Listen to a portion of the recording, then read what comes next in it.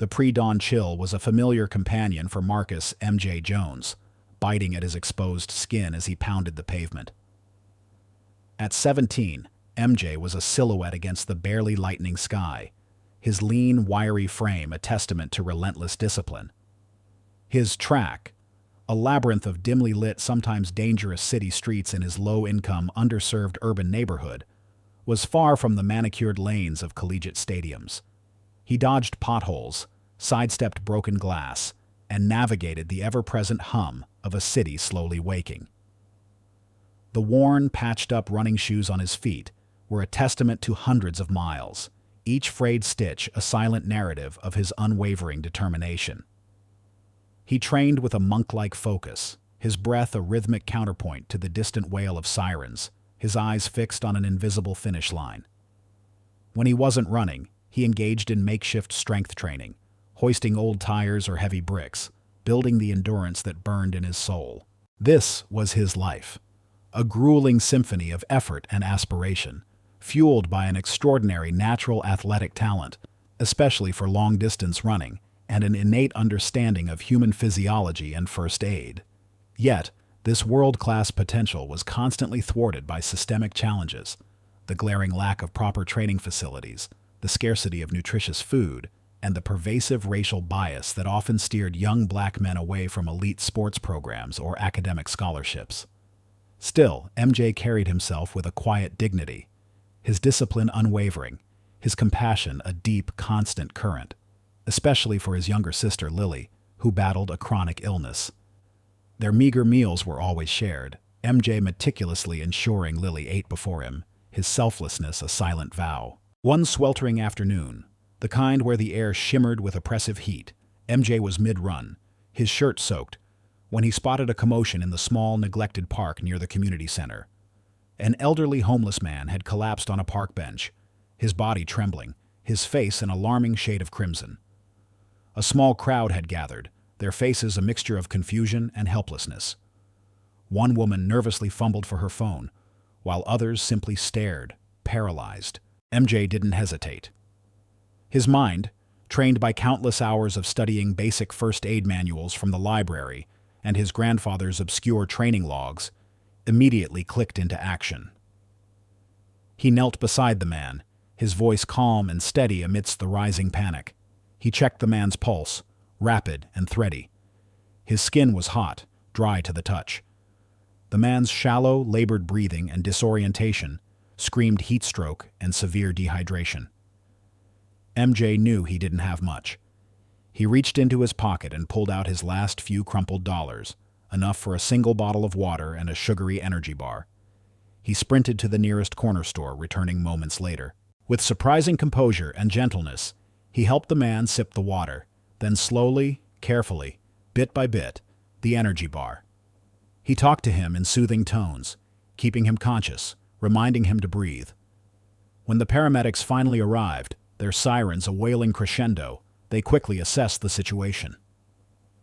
"Excellent work, son," one paramedic said, his eyes wide with surprise as he checked the man's vitals. "You recognize the signs of severe dehydration and heat stroke. Your quick thinking probably saved him from far worse. Most people would have just waited."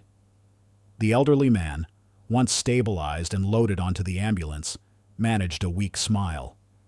"He's my angel," he rasped, pointing a shaky finger at MJ. This selfless act, this quiet demonstration of his innate medical knowledge, his profound compassion, and his remarkable calmness under pressure, solidified MJ as a protagonist to root for, highlighting his immense potential and good heart. This was his save the cat moment. Around MJ's neck, almost a part of him, hung a tarnished bronze athletic medal on a frayed, sweat-stained ribbon.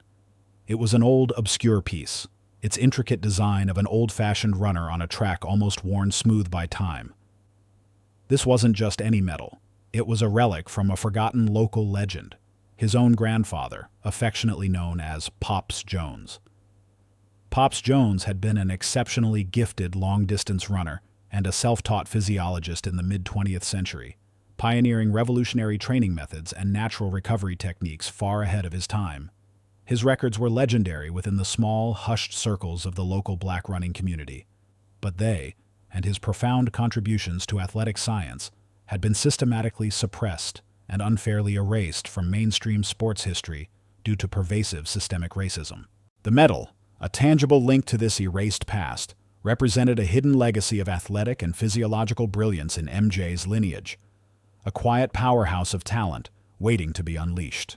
The track and field program at MJ's high school was presided over by Coach Miller, a man etched in the rigid traditions of old-school sports.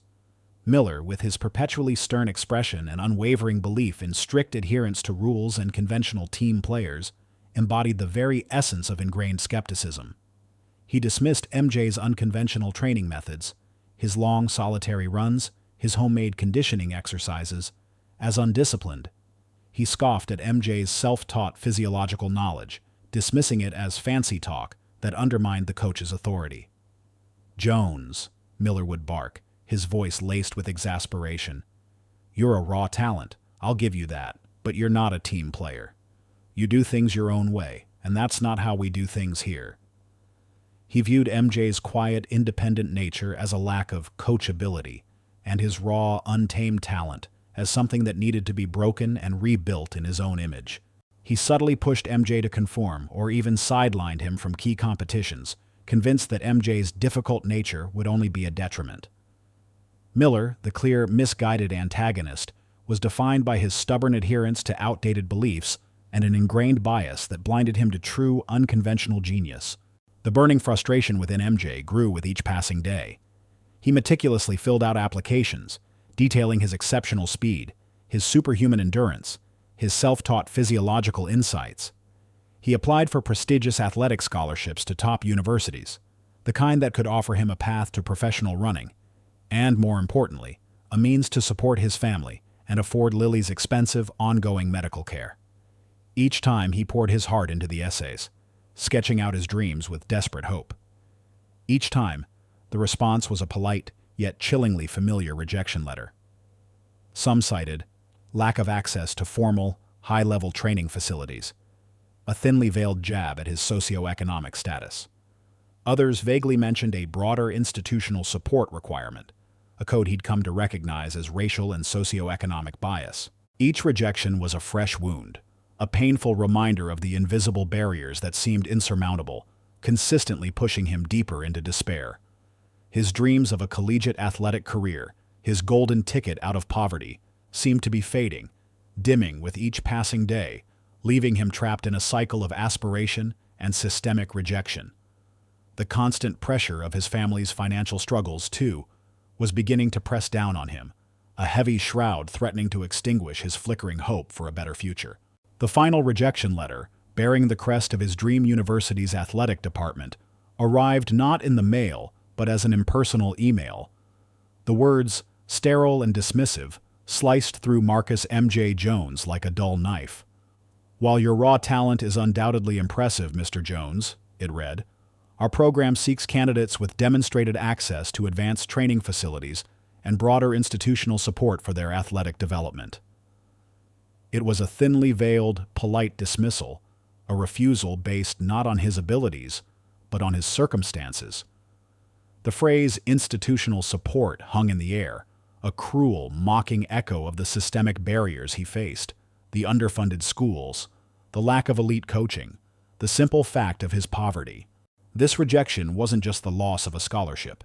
It was the shattering of his last shred of hope for a conventional path into professional sports, or even higher education, plunging him into a despair that felt colder than any pre-dawn run.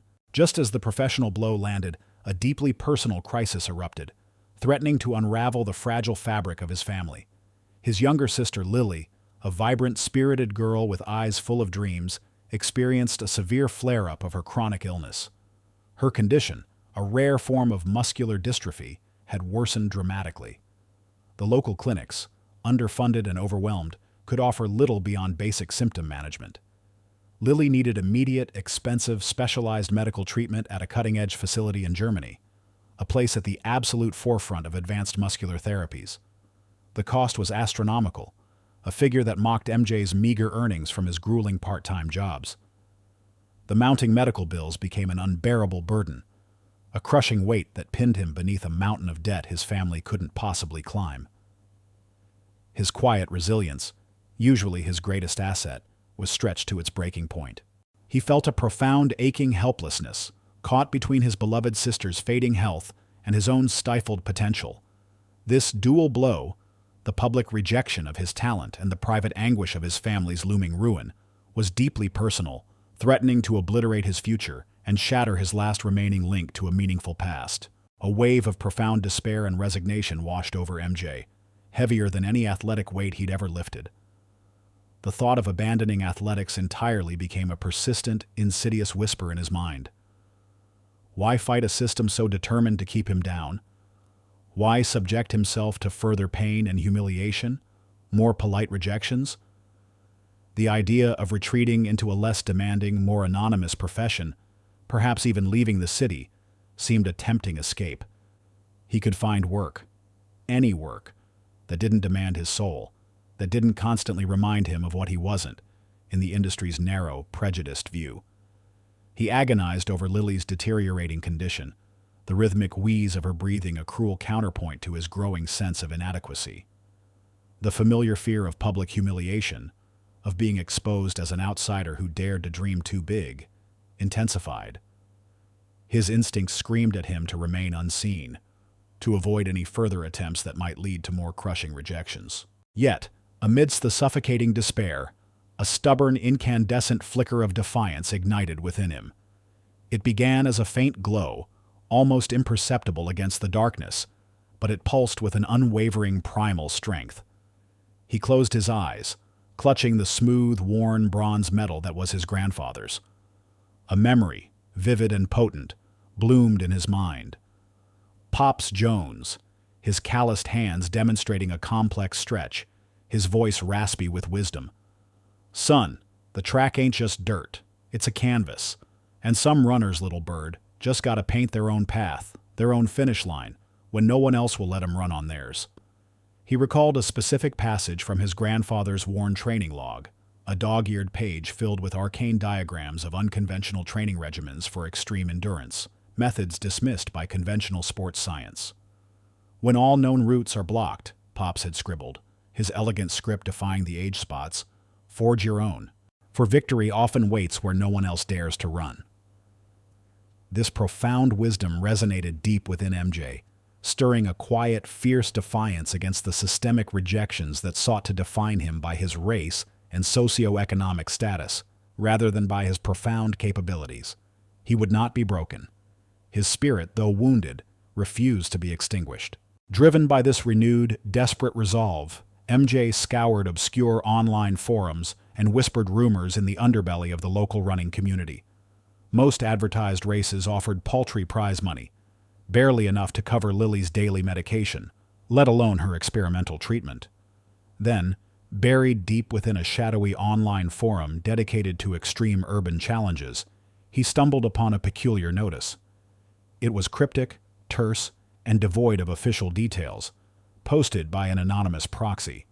It described an incredibly high-stakes, unscheduled, and largely secret underground marathon, a grueling, unsanctioned race through the city's most treacherous forgotten districts, known only by word of mouth among a select few.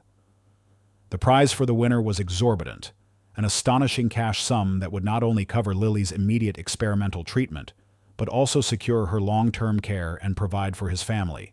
But the race was considered too dangerous, rejected by all conventional athletes, even those accustomed to extreme endurance events. It was a high-risk, high-reward proposition, a desperate gamble against insurmountable odds. Against the advice of his worried family, who pleaded with him not to risk his life for such a dangerous undertaking, and the explicit disapproval of Coach Miller, who scoffed at his audacity, labeling it reckless folly and a pipe dream, MJ decided to secretly enter the marathon. He found the anonymous contact, his voice unwavering as he stated his qualifications, carefully omitting his age and official lack of certification, and his desperate intent. He had meticulously studied advanced athletic recovery and extreme endurance techniques, far beyond what his high school curriculum offered, and he knew he could handle a crisis, both his own and others. The voice on the other end, cold and impersonal, simply gave him coordinates and a time for a preliminary qualifying run. This was his last resort, a leap of faith into the unknown, where his skills would either save his family or doom him entirely.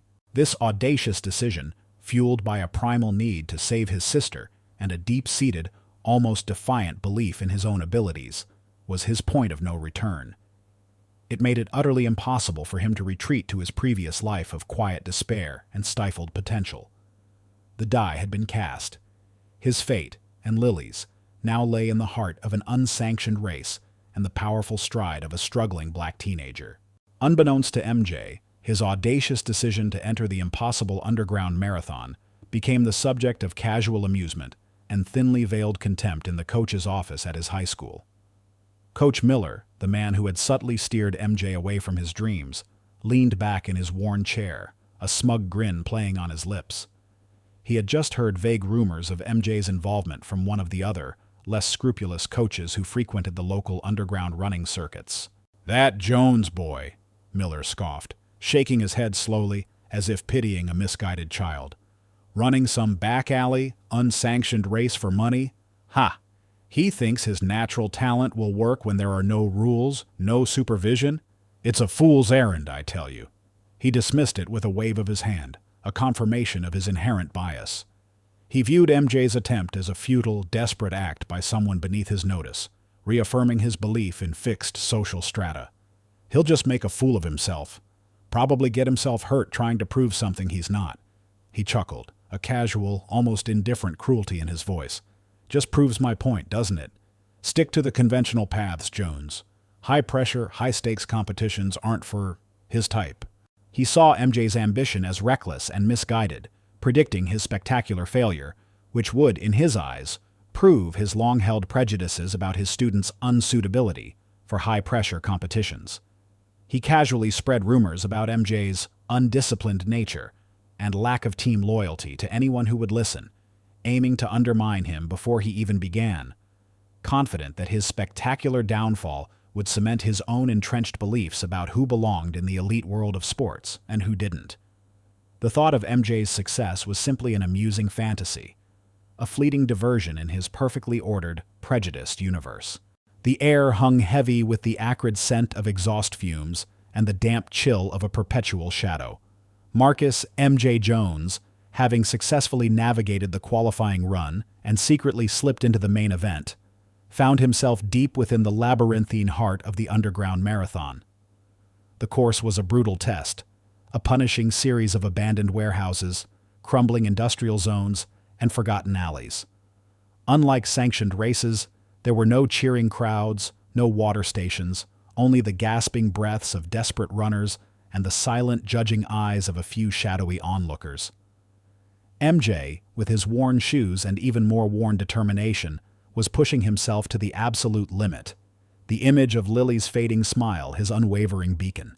Then, in a particularly desolate stretch of crumbling concrete, near the skeletal remains of an old factory, a chilling sound cut through the silence.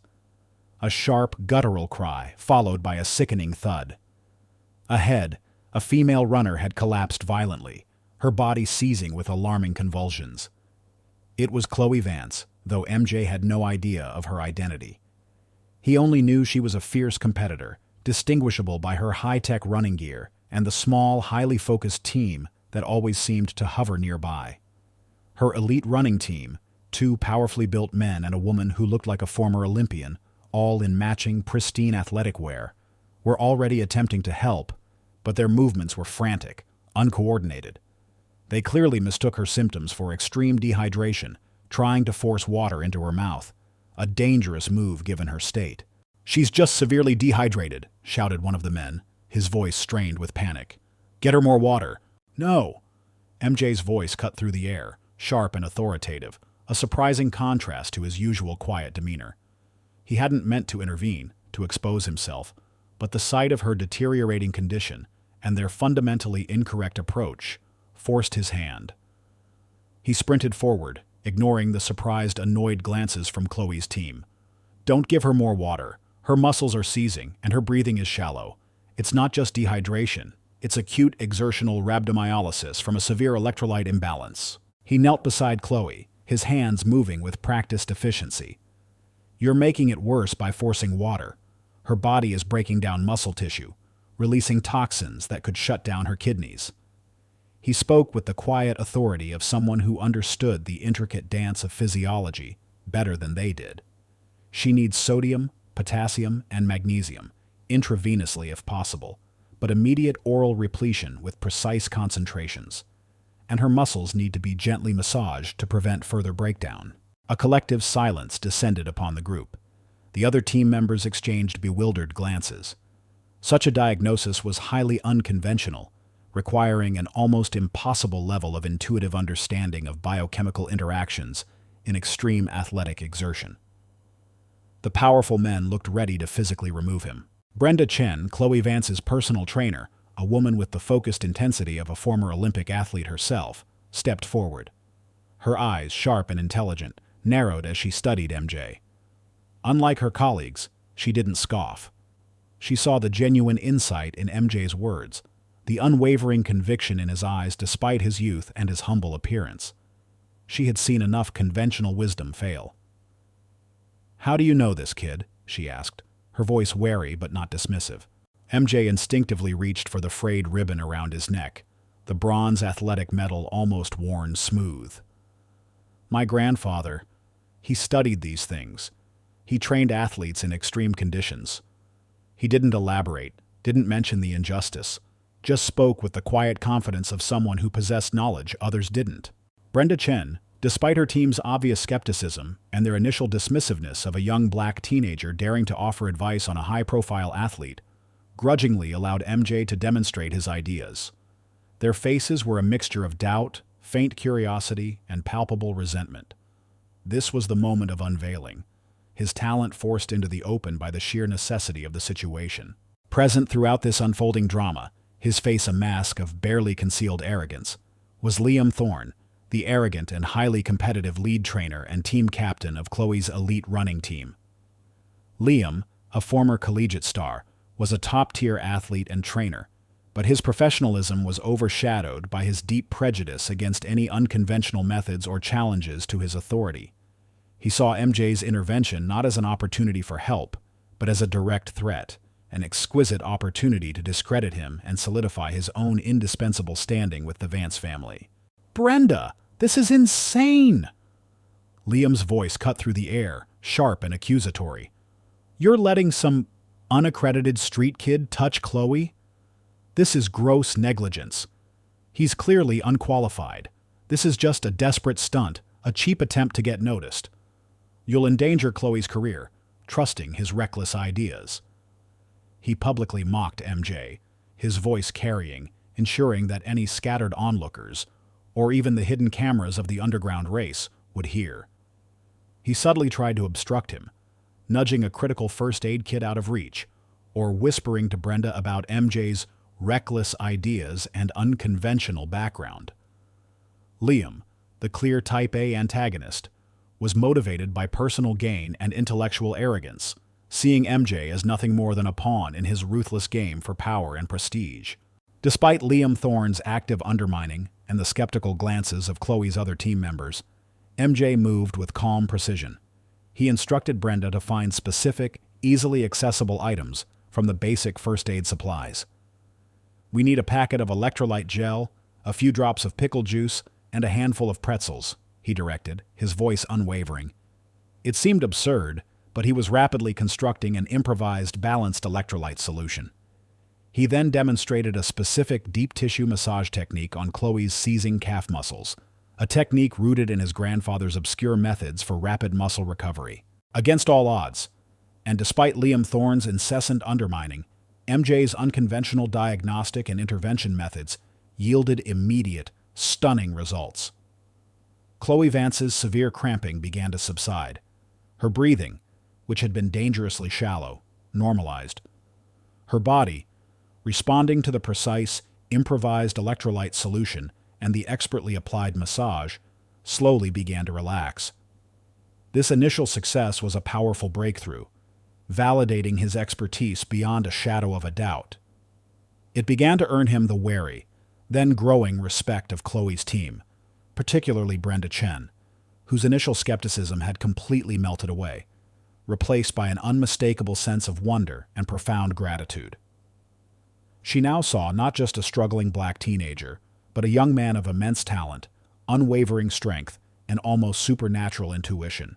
As MJ worked with such intense focus, the worn bronze athletic medal he always wore, usually hidden beneath his shirt, had slipped completely free, catching the ambient light filtering into the desolate industrial zone.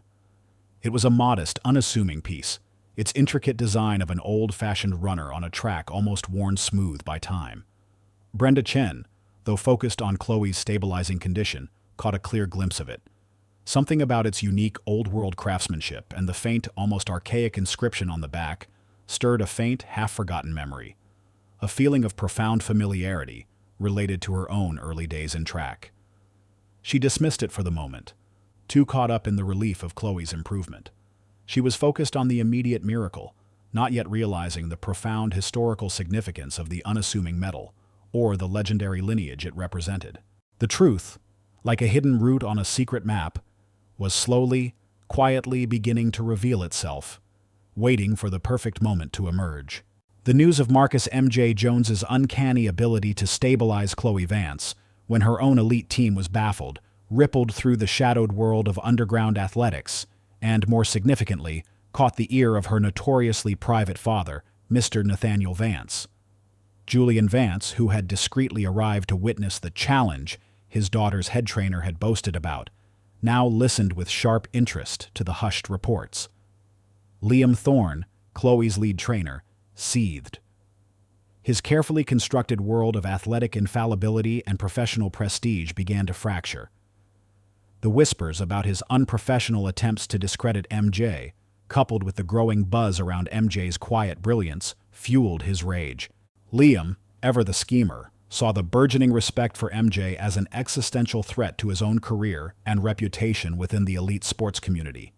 He secretly devised a public spectacle, a grand display of athletic prowess and emergency medical expertise, designed solely to expose MJ as a fraud and definitively cement his own superior position.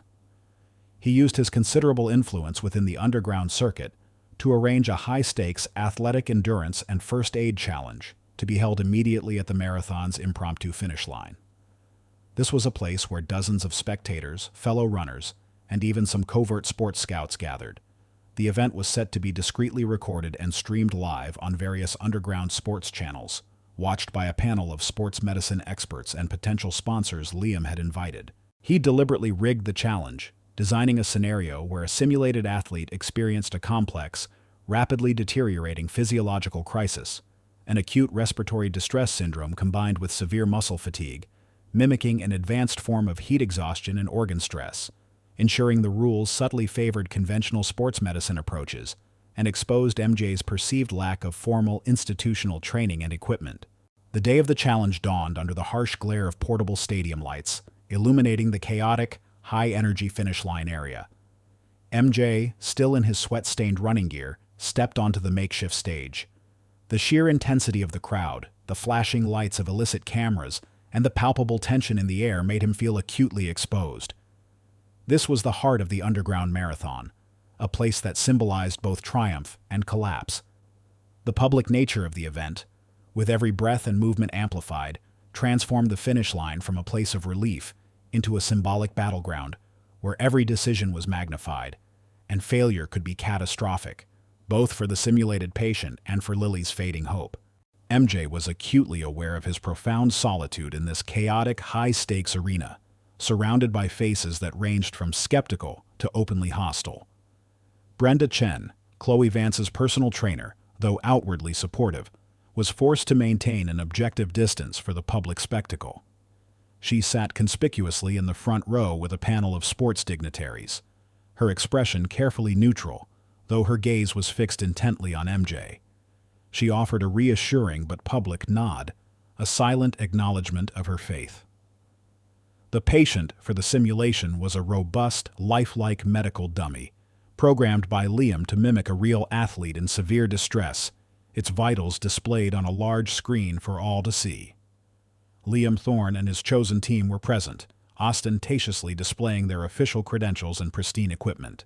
They were subtly hostile, whispering among themselves, offering misleading comments to the judging panel, and loudly questioning MJ's methods to anyone within earshot. MJ was truly alone, armed only with his innate talent, the faded wisdom of his grandfather's teachings, and the unwavering belief of Brenda Chen, whose distant support felt like a fragile lifeline. As if the rigged rules and Liam's constant harassment weren't enough, a new, daunting constraint was announced. A stern-faced announcer, clearly under Liam's thumb, stepped forward. "And to truly test the limits of expertise," he announced, his voice amplified through loudspeakers, "we have an additional challenge. The advanced biometric scanner, crucial for diagnosing rapid-onset pulmonary edema, has experienced an unforeseen malfunction." He gestured to a large, inert screen, its lights dark. Competitors will have to complete their diagnosis and implement critical intervention using only standard, common market first aid tools, and they will have only 30 minutes to do so, before the simulated athlete's vitals reach a critical, irreversible point. A ripple of gasps went through the observer section. This was unprecedented. The biometric scanner was indispensable for diagnosing the specific type of rapidly progressing, intermittent respiratory failure simulated in the patient. Without it, the task was deemed impossible by conventional means. This pushed MJ to the brink, forcing him to improvise an incredibly complex temporary physiological solution using only limited, non-standard resources available in a marathon first aid tent: a few bottles of sports drink, some basic medical tape, and a handful of energy gels. The clock began its relentless digital count on a small screen above the simulated patient's head, each tick a hammer blow against his dwindling time. MJ stepped forward, his gaze unwavering, his expression a mask of intense concentration. He ignored Liam Thorne's smug grin and the muttering of the other sports doctors who believed the task truly impossible without the proprietary equipment. He didn't rush, didn't frantically pull out tools. Instead, he performed a quiet, almost ritualistic sequence. He laid out his common tools meticulously, each stethoscope, each blood pressure cuff, a familiar extension of his own hand. Then, with a silent, almost sacred gesture, he carefully placed his grandfather's tarnished bronze athletic medal on a small, clean tray near the simulated patient's head. Its intricate design and worn inscription seemed to hum with a silent energy, a connection to the man who had taught him to listen to the body in ways no one else could. He began his diagnosis, not with scanners or complicated software, but with his hands, his ears, and his almost supernatural intuition. He placed his palm flat against the dummy's simulated chest, feeling for subtle vibrations, listening to the barely perceptible clicks and whistles that suggested pulmonary stress. He used a simple stethoscope, but his focus was not just on the common rhythms. He was discerning the minute differences in airflow that spoke volumes to his attuned senses. He even held a specialized old-fashioned pulse oximeter, a gift from his grandfather, to the dummy's finger, not just for oxygen saturation, but to detect subtle capillary refill abnormalities, too small for conventional machines to pick up. He was tracing an invisible fault, a ghost in the machine that only he could hear. Liam Thorne, watching him, initially scoffed. "He's trying to feel the problem, Mr. Vance. What a charade." But as minutes ticked by and MJ methodically narrowed down the possibilities, his confidence began to waver. He tried to disrupt MJ, offering loud, incorrect advice to the judging panel. "He's wasting time. That's not protocol. This is why you need proper training, not guesswork." He even instructed one of his team members, via a hidden earpiece, to subtly increase the fan speed near the dummy, hoping to artificially alter the simulated athlete's respiratory rate and throw off MJ's manual readings. But MJ remained focused, his concentration absolute. He traced the complex interplay of symptoms, his fingers moving with a dancer's grace, his intuition guiding him to the most unlikely of places. He wasn't just guessing. He was performing a silent, intricate dance of deduction, his mind correlating every subtle physiological change, every minute sound, every minuscule reading. With only 10 minutes left on the clock, his eyes fixed on a specific pattern in the simulated patient's shallow, rapid breathing, a tiny, almost imperceptible flutter in the chest became visible to his trained eye. It was a microconstriction in the bronchioles, a flaw so minute it would only cause an intermittent, destabilizing respiratory short under precise conditions of extreme exertion, exactly the kind of undetectable malfunction that baffled conventional diagnostics. It was the heart of the ghost. The ultimate test was far from over, but the elusive problem, the one designed to break him, had just revealed its secret to his unwavering gaze. The air grew thick with a desperate tension, the clock ticking towards a climactic revelation. The air at the marathon finish line hung heavy with the electric tension of 1,000 hushed breaths. The portable stadium lights hummed, casting long, stark shadows across the makeshift medical tent. Only 3 minutes remained on the digital clock, each tick a hammer blow against Marcus M.J. Jones's dwindling time. He had pinpointed the insidious microconstriction in the simulated athlete's bronchioles, the ghost in the machine designed to be undetectable by conventional means. But identifying the problem was only the first impossible step. Fixing it, without the specialized biometric scanner Liam Thorne had deliberately malfunctioned, was the true impossibility, the ultimate gauntlet. Every movement MJ made was a testament to his discipline and focus. He knew conventional repair was impossible.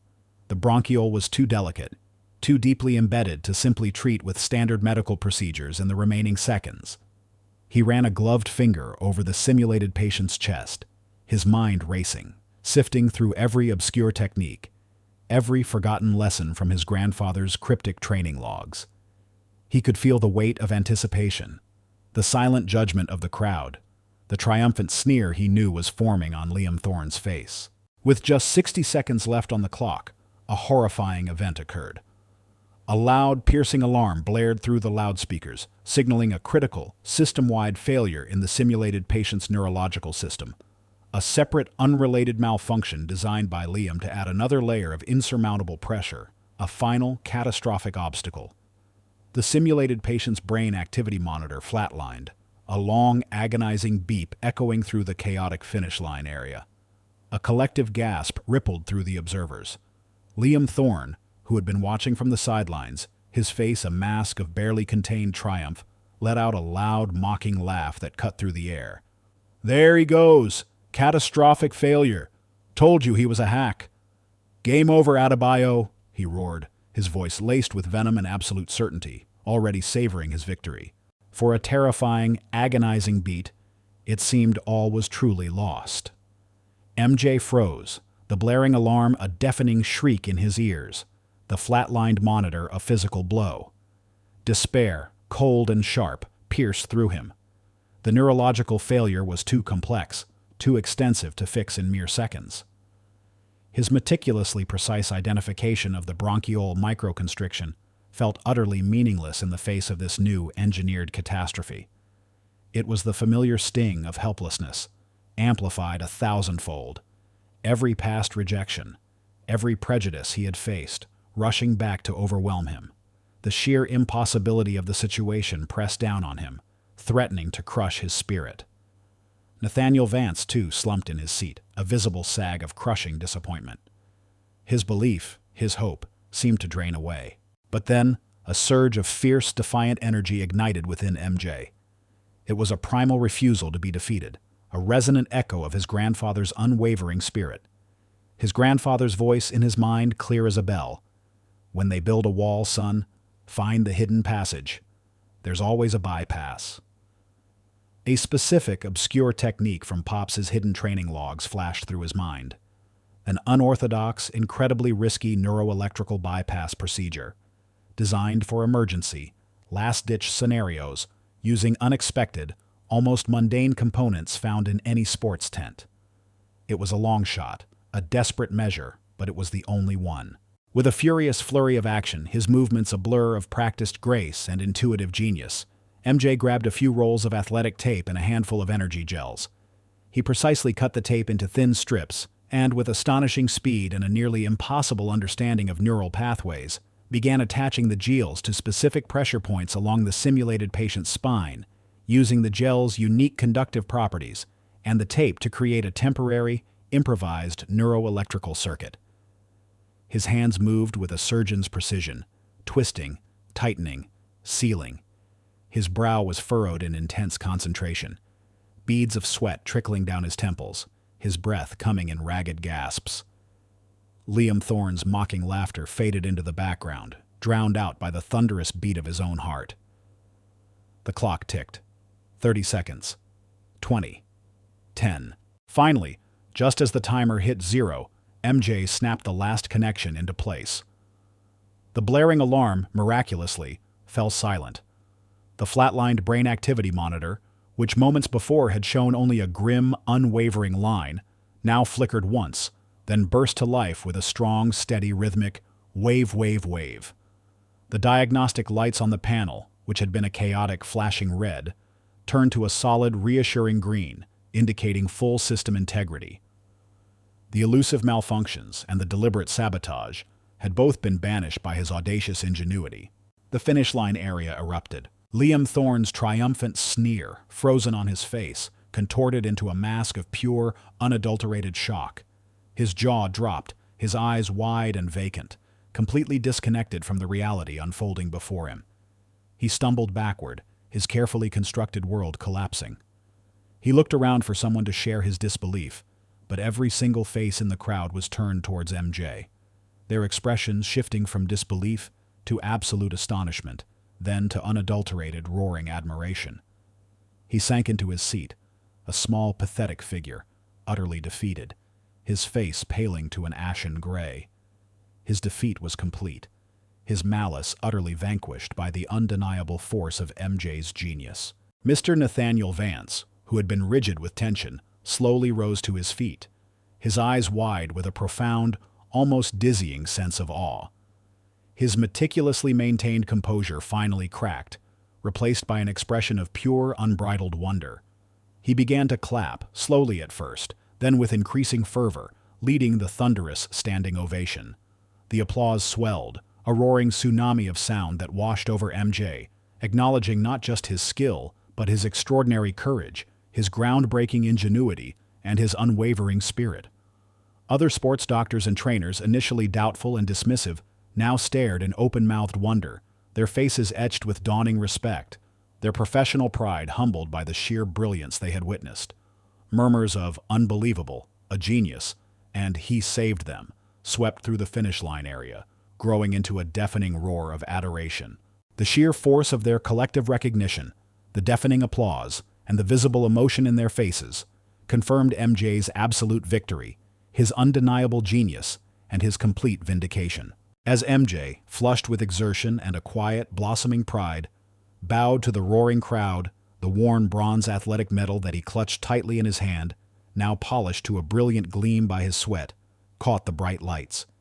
It seemed to pulse with an inner light, its intricate design of an old-fashioned runner shimmering brightly, a silent testament to a legacy reborn. Mr. Nathaniel Vance, his eyes still shining with emotion from the triumph, caught sight of it clearly. He gasped audibly. He knew that medal. Its unique craftsmanship and the archaic inscription were utterly unmistakable. It was the personal medal of Pops Jones, a legendary, almost mythical long-distance runner and self-taught physiologist who had pioneered groundbreaking training methods and natural recovery techniques in the mid-20th century. Pops Jones, a brilliant black athlete, had been unjustly denied recognition for his records, his methods suppressed, and his contributions erased from mainstream sports history due to systemic racism. Nathaniel Vance's own father, a sports enthusiast and a man who secretly admired true talent, had witnessed Pops Jones's brilliance firsthand decades ago and lamented the injustice done to him, a story Nathaniel had heard from him in hushed, regretful tones, a profound, unfulfilled mission he had inherited. The medal, gleaming in MJ's hand, confirmed his lineage. He was Pops Jones's grandson, inheriting not just his unparalleled athletic genius and physiological understanding, but also his quiet dignity, his relentless pursuit of excellence, and the very spirit of perseverance that had defined him. This revelation, hitting Nathaniel Vance with the force of a physical blow, elevated MJ from a surprising talent to a living legend, the direct, rightful heir to an almost mythical athletic and scientific legacy. The struggling black teenager, dismissed and rejected, was, in fact, royalty in the world of true physical prowess and medical innovation, a prodigy whose quiet knowledge surpassed generations of conventional wisdom. The thunderous applause for Marcus M.J. Jones at the marathon finish line echoed far beyond the chaotic sounds of the event, reverberating throughout the exclusive, often secretive world of elite athletics and high finance. The news of his miraculous triumph over the impossible medical emergency, coupled with the astonishing revelation of his lineage to Pops Jones, the legendary root doctor of athletic science, spread like wildfire. Mr. Nathaniel Vance, a man whose word carried immense weight in the tech and sports industries, personally ensured the story was told with unflinching honesty, meticulously detailing Liam Thorne's petty machinations and MJ's unparalleled brilliance in every prestigious circle he frequented. Sports journals, initially skeptical of an unknown teenager, now ran sensational headlines, often featuring glowing praise for MJ and unflattering exposés of Liam Thorne's unethical and prejudiced practices. For Liam Thorne, the public humiliation at the marathon finish line was nothing short of catastrophic. His carefully constructed facade of athletic infallibility and professional prestige crumbled under the harsh glare of public scrutiny. News of his attempts to sabotage MJ, coupled with the unyielding public support from Nathaniel Vance and the irrefutable evidence of his unprofessional conduct, sealed his fate. Nathaniel, now a staunch and powerful ally of MJ, wasted no time. He used his immense influence to publicly denounce Liam's unethical sports practices and blatant discriminatory tendencies. Suddenly, Liam's vast network of connections evaporated. Lucrative endorsement deals he had been negotiating collapsed. Elite training facilities, once eager to feature him, revoked his access. His carefully cultivated image as a top-tier trainer withered under the harsh light of community condemnation. His sprawling training facility, once a symbol of his power, became a lonely, echoing testament to his hubris. Athletes, disgusted by his arrogance and the public revelations of his cruelty, took their business elsewhere. His phone, once constantly ringing with offers and fawning calls, now sat in eerie silence. The corporate shark title he so proudly flaunted vanished into thin air. He lost all his major contracts, his once loyal staff abandoned him for more ethical employment, and his vast wealth began to hemorrhage. Liam tried to reclaim his lost dignity, to bluster and deny, to threaten and intimidate, but his words now rang hollow. His reputation in tatters, reduced to a bitter, isolated man consumed by his own small-mindedness. He ended up financially ruined and professionally ostracized, facing multiple lawsuits for athlete endangerment and gross misconduct, a fitting end for his greed and prejudice. One cool evening, weeks after the challenge, MJ was sketching out new training regimens in his cramped apartment when a quiet knock came at the door. It was Coach Miller, his face a mixture of humility and embarrassment. He looked older, his shoulders slumped, his usual air of stiff authority replaced by a visible unease. MJ, surprised, invited him in. For a long moment, Miller simply stood there, avoiding MJ's gaze. "Marcus," he rasped, his voice rough, devoid of its usual condescension. He cleared his throat, a flicker of something akin to genuine regret, or perhaps shame, appearing in his eyes for the very first time. I was wrong. About everything. About you. About what's possible." He shifted his weight, clearly uncomfortable.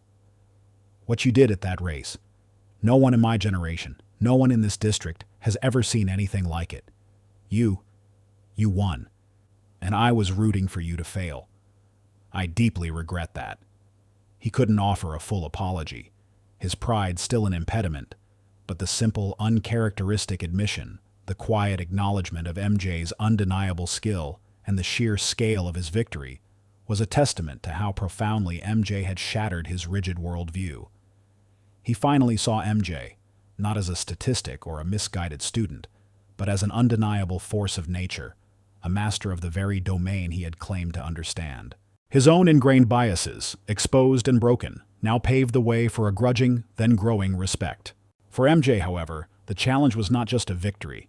It was a watershed moment, the opening of doors to an unimaginable future. Mr. Nathaniel Vance, utterly captivated by MJ's genius and deeply moved by the discovery of his lineage to Pops Jones, a man his own father had deeply admired and lamented the injustice done to, wasted no time in making an extraordinary offer. He saw in MJ the continuation of a legacy he felt honor-bound to restore. "Marcus," Mr. Vance had said, his voice now imbued with a profound respect he hadn't anticipated, as they sat in his opulent office overlooking the city skyline, surrounded by models of cutting-edge sports equipment. "Your grandfather, Pops, was more than just a runner. He was an artist, a healer. He understood the very breath of life, the silent language of cells and compounds in motion. And you, my dear boy, you have his hands, his mind, his very spirit." He spoke of seeing beyond the visible, of listening to the subtle whispers of a coming breakthrough. You possess that gift, magnified.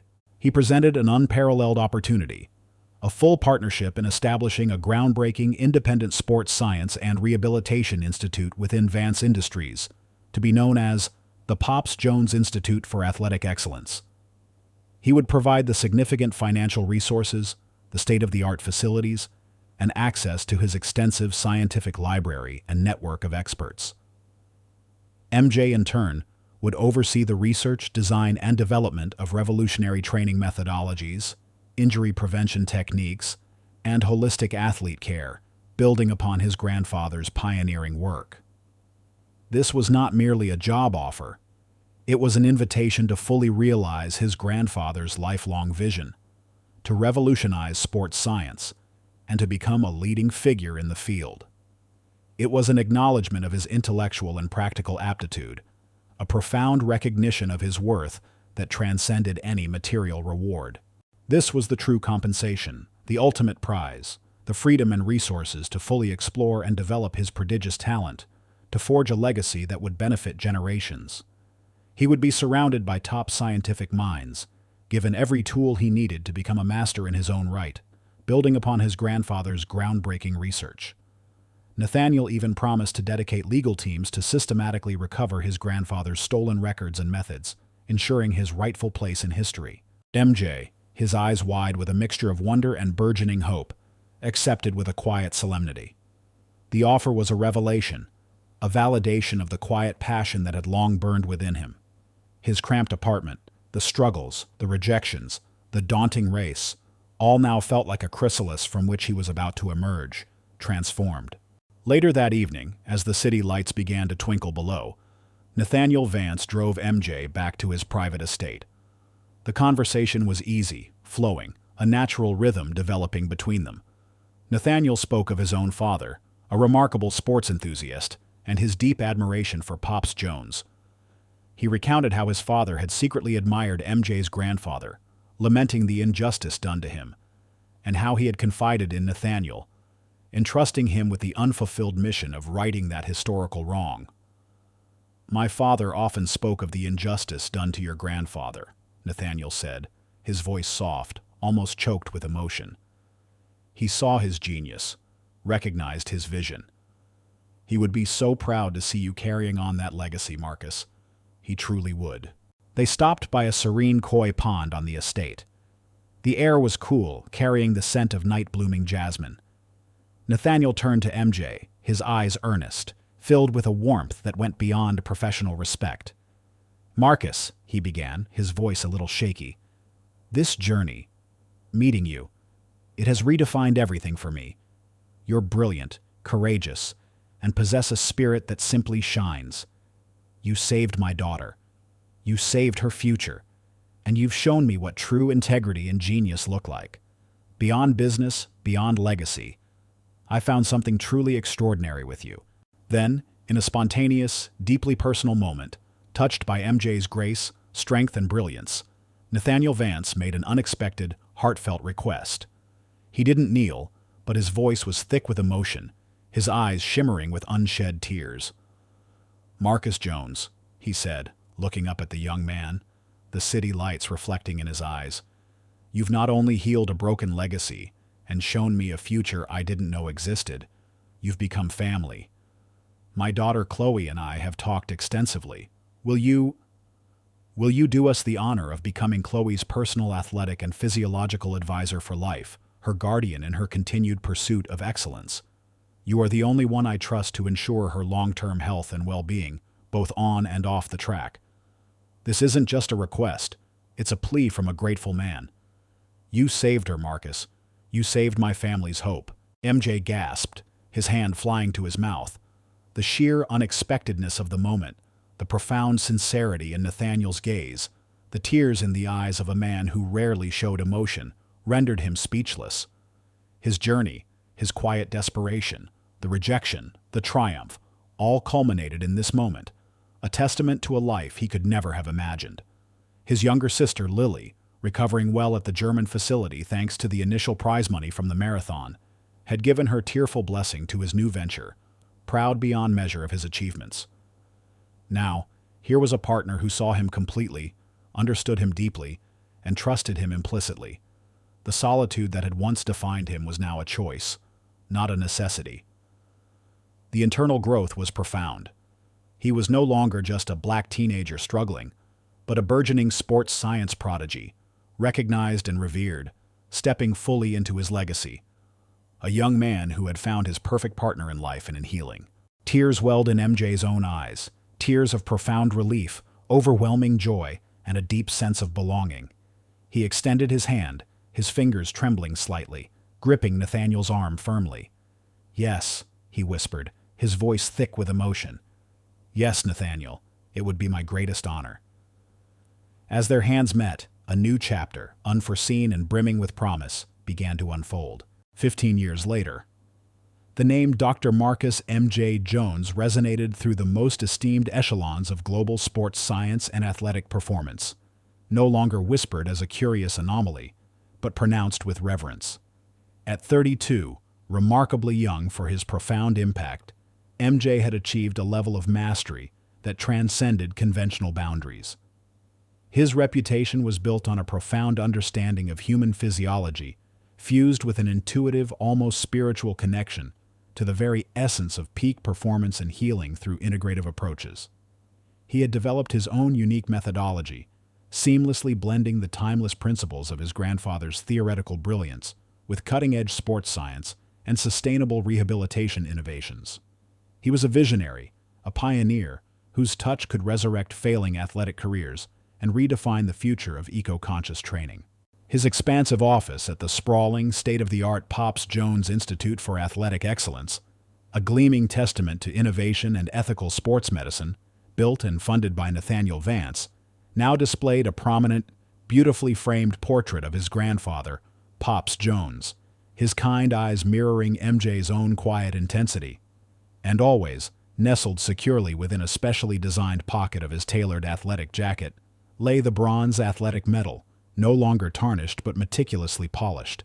Its intricate design of an old-fashioned runner, a constant, luminous reminder of his heritage, the extraordinary path he had carved, and the profound journey he had undertaken to find his true calling and purpose.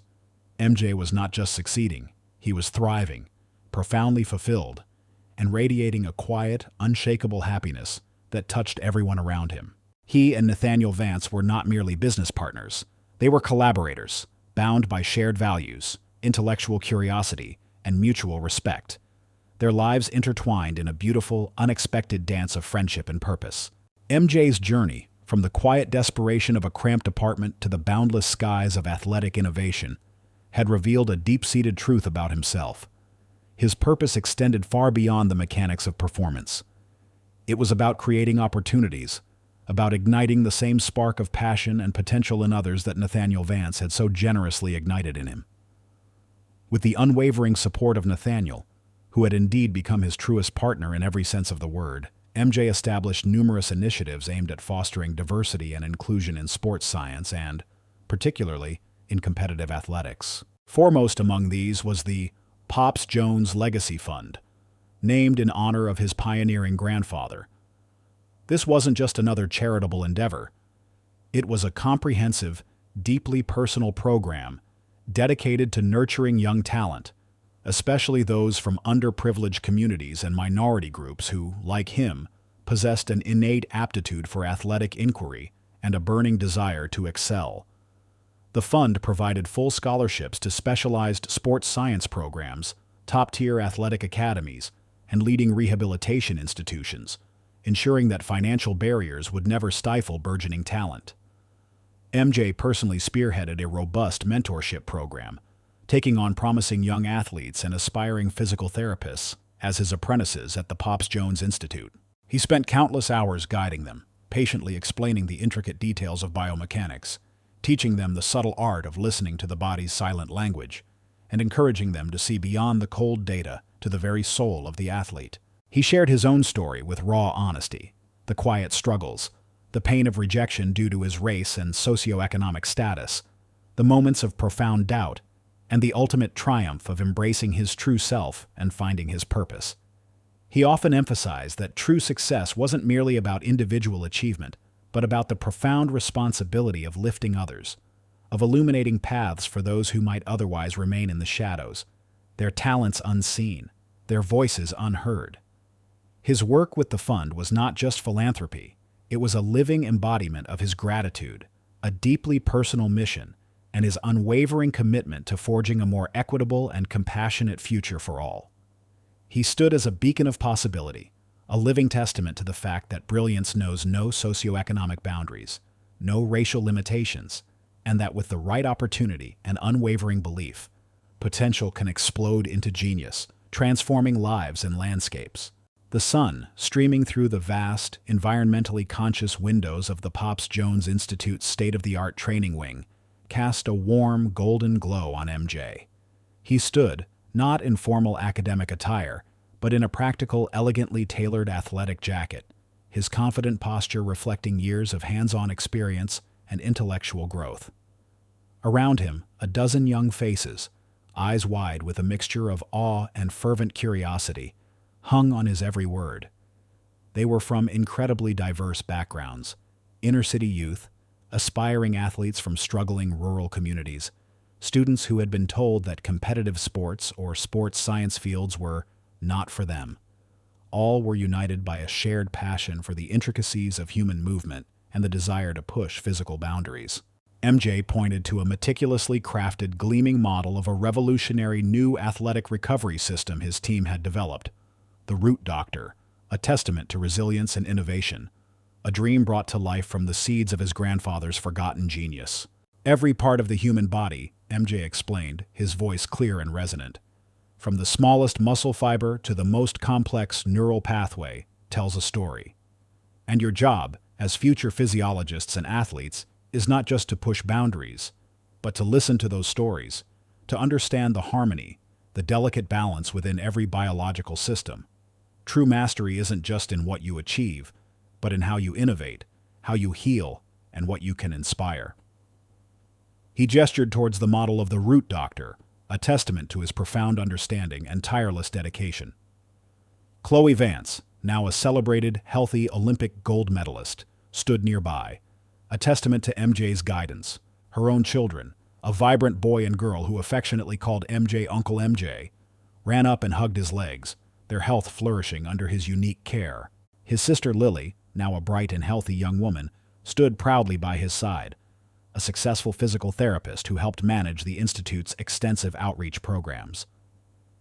This very approach, he continued, a soft, contented smile gracing his lips, taught me that the greatest power isn't just in overcoming adversity, but in cultivating resilience, in growing new life from the seeds of past rejections, and in ensuring that the future of athletic excellence takes root for everyone. The final image, both powerful and poignant, encapsulated the entire journey. MJ stood in the heart of that thriving, vibrant facility, his hand resting gently on the sleek, silent model of the Root Doctor recovery system, his touch tender, reverent. His other hand, raised slightly in a guiding gesture towards the eager young faces before him, was adorned by the gleaming bronze athletic medal, now catching the golden light of a late afternoon sun. It seemed to pulse with a quiet energy, its intricate design and handwritten wisdom shimmering brightly, a silent testament to a legacy reborn, knowledge passed down, and dreams taking vibrant flight. The medal pointed not backward to the past, but forward, towards the boundless possibilities stretching before the next generation.